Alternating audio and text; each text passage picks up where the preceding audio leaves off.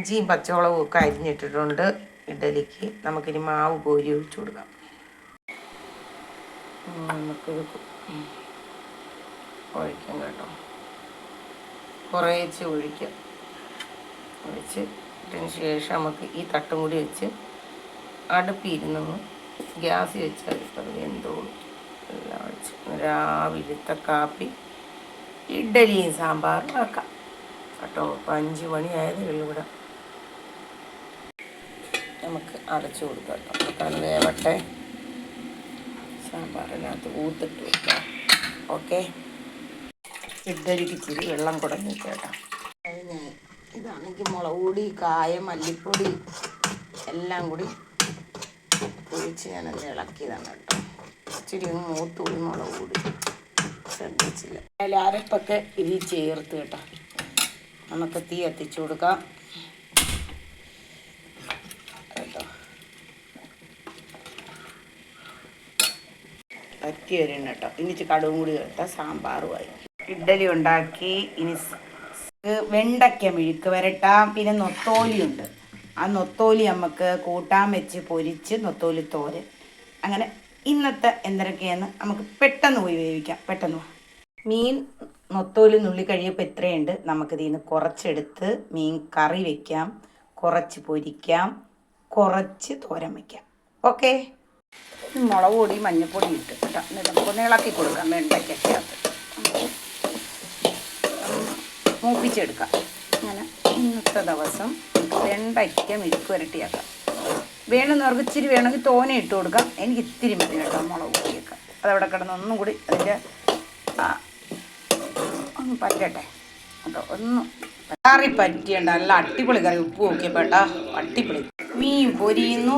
നമുക്കിനി തിരിച്ചിടാം. നൊത്തോലി പൊരിച്ചിടാം. നൊത്തോലി തോരന് ഉള്ളി വാടി കേട്ടോ. നല്ലോണം വാടട്ടെ. വാടിയതിന് ശേഷം നമ്മൾ നൊത്തോലി പിടിച്ചു വെച്ചിട്ടുണ്ട്. നമുക്ക് ഇട്ട് കൊടുക്കാം കേട്ടോ. നൊത്തോലി ഒന്ന് ഇളക്കി കൊടുക്കാം. നമുക്ക് നൊത്തോലി തോരന് ഓക്കെ. ഇത് ഒന്ന് റെഡിയായി വരട്ടെ കേട്ടോ. ഉള്ളിക്കകത്ത് ഉപ്പിട്ട് കൊടുത്ത് ഇനി നൊത്തോലിക്കകത്ത് വേണമെങ്കിൽ ഉപ്പിട്ട് കൊടുക്കാം. ഇത്തിരി നേരം ഒന്ന് വേവട്ടെ കേട്ടോ.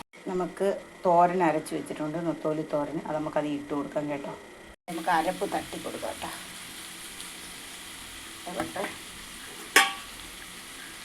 അത് നമുക്ക് അടച്ച് വെക്കാം. ചെറിയ പച്ചപ്പൊന്ന് മാറട്ടെ. നമുക്ക് തോരനൊന്ന് ഇളക്കി കൊടുക്കാം. നൊത്തോലി തോരൻ നമുക്ക് ഇളക്കി.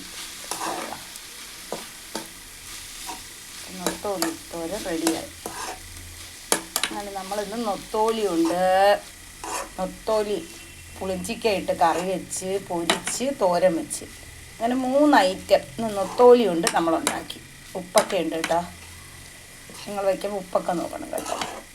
അരപ്പിൽ തേങ്ങ അരച്ച്, മഞ്ഞൾപ്പൊടി അരച്ച്, ഇച്ചിരി മുളക് പൊടി അരച്ച്, ഇച്ചിരി ജീരകം അരച്ച്, വെളുത്തുള്ളിയും ഇഞ്ചിയും പച്ചമുളകും കപ്പ ഉള്ളിയും കൂടി വാട്ടി കേട്ടോ.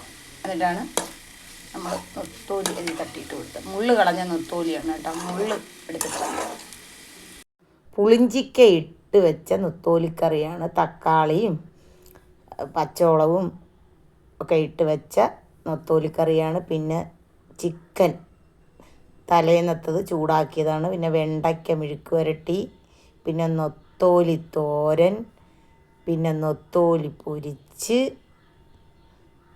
പിന്നെ ചോറുണ്ട്. ഇങ്ങനെ ഇത്രയേ ഇന്നത്തെ ദിവസം വെച്ചുള്ളൂ കേട്ടോ.